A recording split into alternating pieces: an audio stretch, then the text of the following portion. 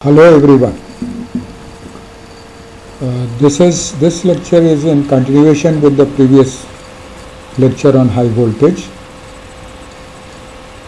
Now in this, after knowing about high voltage, what is high voltage, which all ships uses high voltage, why we had to go for high voltage when we were managing with low voltage system, that is 440 volt. Then what are the hazards related to this high voltage system? Some terms we have discussed: arc flash, arc blast, and the shock associated with this high voltage system. Then we have also discussed the advantage and disadvantage of the high voltage system. Right, now we are going to talk about, in continuation with that only, about the system only. We'll talk about the generation, high voltage generation system, and the generator here. If you compare with the low voltage system, let us take 440 volt generation system. In that case, we have already discussed that the system of generation and distribution, especially to the essential loads, are through insulated neutral system. What do you mean by insulated neutral system? This neutral point of the generator stator winding is not connected to the ground. Here it is connected to the ground. So this is an insulated neutral, earthed neutral system. In case of low voltage system, 440 volt on board ship, here we generate and distribute through an insulated neutral system in order to maintain the continuity of supply for the safety of the ship. But in high voltage system, we are permitted, we are allowed to do the earthing of this high voltage generation system or generator, as it is very hazardous. We are permitted to go for the neutral system. Now, before we talk, and here when we are earthing this neutral to the ground, when we are connecting the neutral of this generator, high voltage generator, neutral to the ground, okay, why we are going to, what will be the problem associated with this if I connect it directly to the ground. Now, in case of low voltage system, let us say 440 volt system, the windings of the generators are capable of taking a current equivalent to double the rated voltage. Okay, so if your rated voltage is 440 volt, you for very small duration, even if a current proportionate to 880 volt plus about 100 volt, let us take 880 volt current that can be allowed to pass through this generator winding for few seconds. That is why we have seen that the trips are operating after 15 seconds. Okay? If the generator, low voltage generator is getting overloaded and the overload subsides within 15 seconds, then the generator will not trip.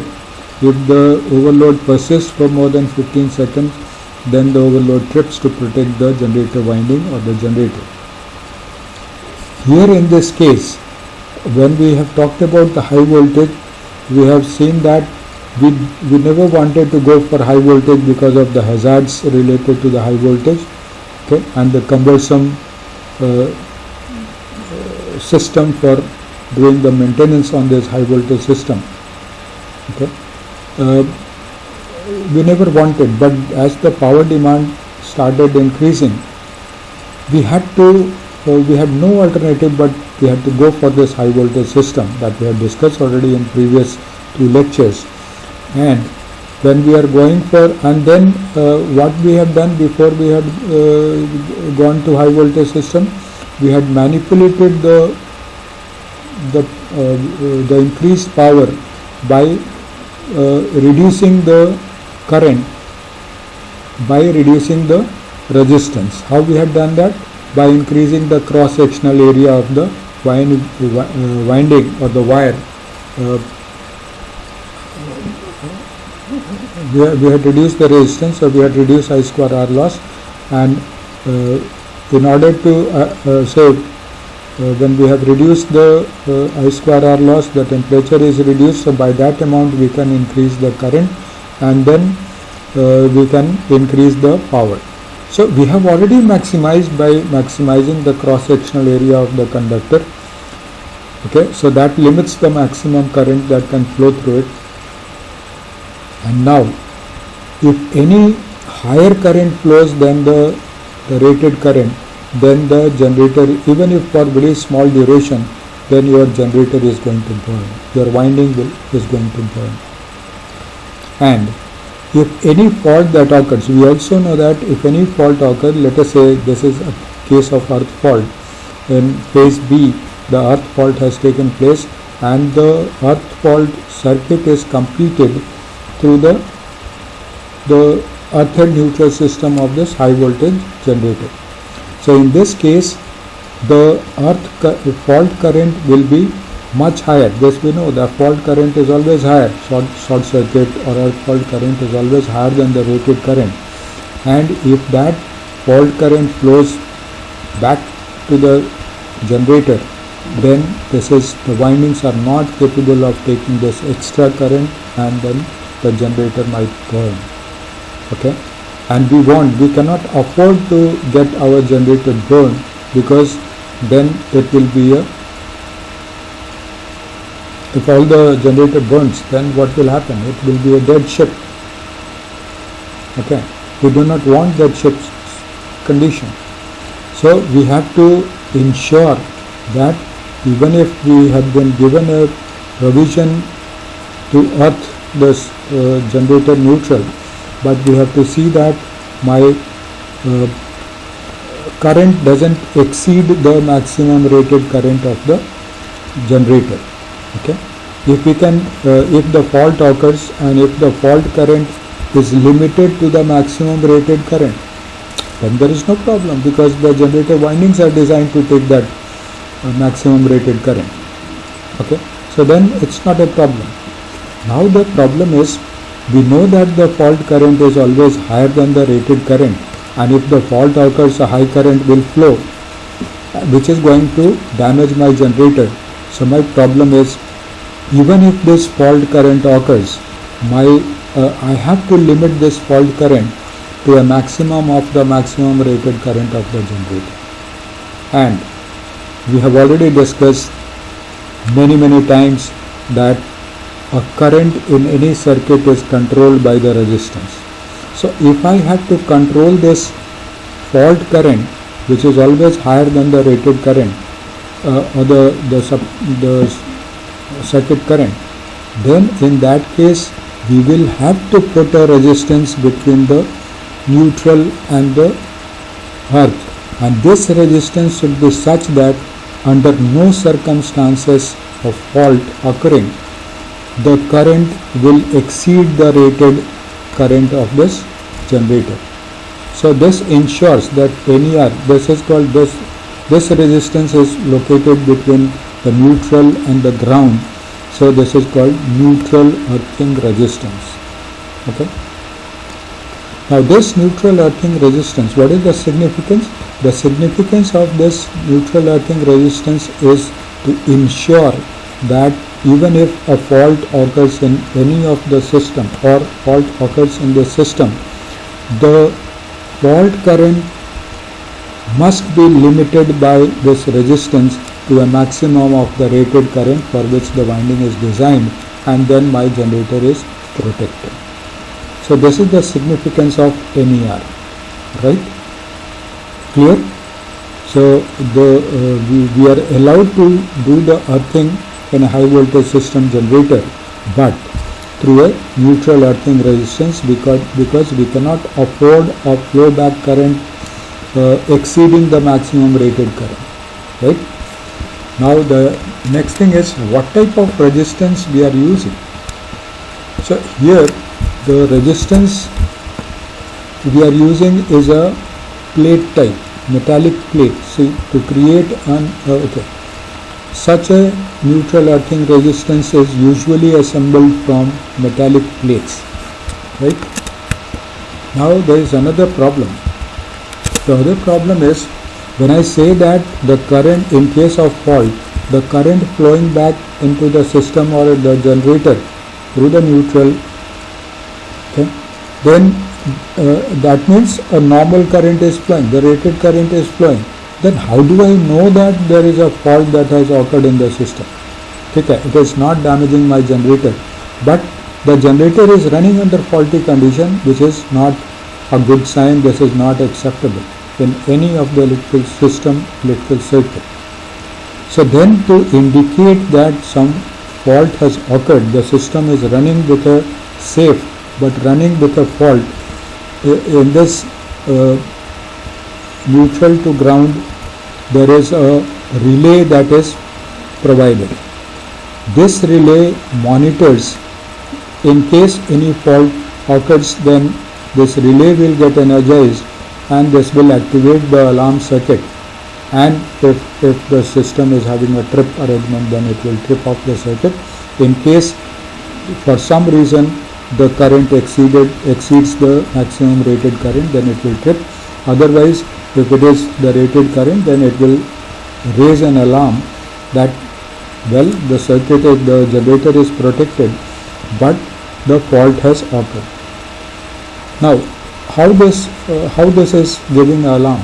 Suppose there is no fault. When there is no fault, no current is flowing through this neutral. Okay, because no current is flowing through this, no fault. There is no fault. So no current is flowing through this relay, and the relay is not energized, is in the de-energized condition, and it doesn't activate the alarm. So no alarm activates, no alarm is there.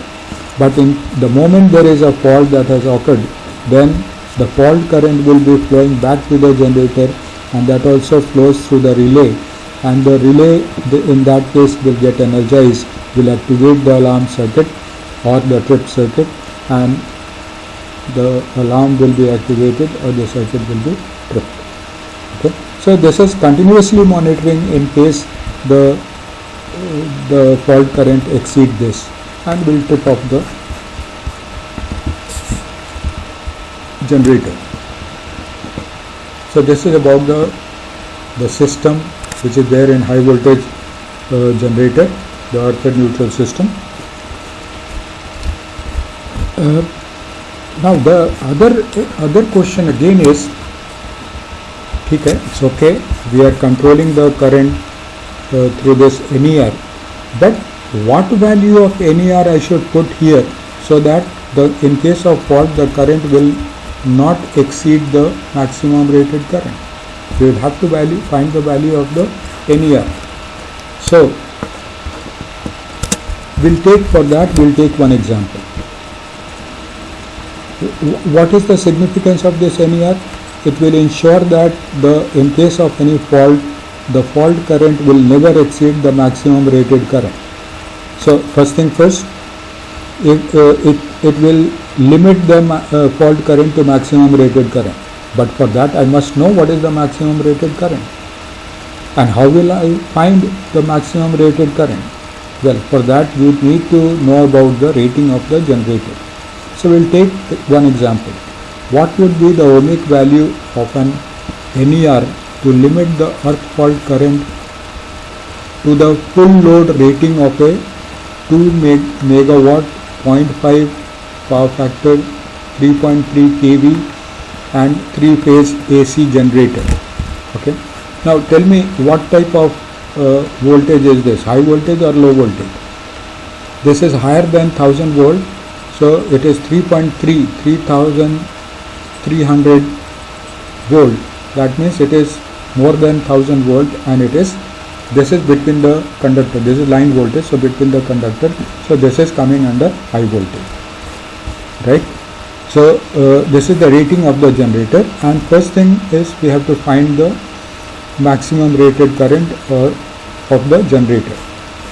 So we also know that in a 3-phase system the power is equal to √3 VL IL cos phi, you know very well, you remember. VL is the line voltage. As per this problem, 3.3 kV high voltage,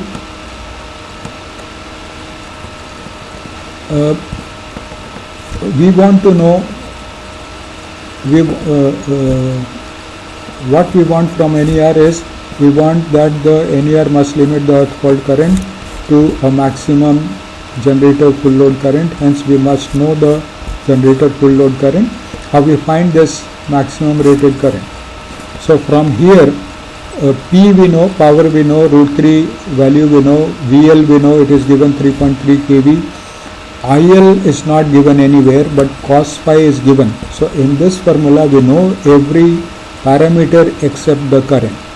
So what we'll do, IL will be power divided by root 3 VL cos phi, power divided by root 3 VL cos phi. So power is given 2 megawatt, root 3 3.3 kV, that means 10 to the power 3 into 0.8. If you solve it, you will get the value 437. So this is the maximum rated current of this generator. So we have now know what is the maximum rated current of the generator, and this NER has to limit the fault current to a maximum of 437 ampere. Okay, so now the fault current, the fault which takes place, what voltage is causing this current to flow? Okay, or the next thing is, when we have to find the NER, that means resistance, and as per Ohm's law, resistance is voltage divided by current. So what value of voltage I should take and what value of current I should take? So current I will have to take, which is the maximum rated current, because this is the current I want to limit by this resistance. But what value of voltage I should take, whether the line voltage 3.3 kV or the phase voltage. See, the current is flowing from where? From this phase B going back to the neutral. Okay, so this is the circuit for this fault current. And what is the supply for this? Between the neutral and phase B is the phase voltage. Voltage between a phase and the neutral is called phase voltage. So this phase voltage is driving the current, fault current, through this path back to the generator. So that means the voltage for calculating this NER, we will have to take this phase voltage divided by the current. What will be the current? The maximum rated current of this generator. So maximum rated current we have already found. Okay, so now phase voltage in a star configuration, we know phase voltage is equal to VL by root 3. So VL is 3.3 kV, 10 to the power 3 divided by root 3, 1.732, and if you solve, it will come to 1905 volts. Okay, now we know this is VPH, we know Imax, the rated current. So we can find, these two are known to me, so I can find the value of the neutral earthing resistance. Hence the ohmic value of the neutral earthing resistance will be equal to VPH upon Imax, that is 1905 divided by 437, and if you calculate, it comes to about 4.4 ohms. Okay, so if I put a resistance for this case, for this particular generator having a rating of 2 megawatt, if I put a resistance of 4.4 ohm, and even if some earth fault that takes place, the current will never exceed the maximum rated current, because this resistance will control that current and it will not allow it to exceed more than the maximum rated current. Right? So this is how you will find the value of this NER. Important here is what value is driving this current. So many of you just put the value of VL, which is given 3.3 kV. No, the voltage here for this circuit current, this path current to flow is this between the this phase B and the neutral, which is a phase voltage. Right? So it is clear to you. Now next lecture we'll talk about the maintenance. A permit is needed, so we'll talk about the permit, how to measure the insulation, what will be the value of the insulation in case of minimum value of high voltage in minimum insulation value of high voltage and all, that we'll discuss in the next lecture. So thanks for listening and stay safe.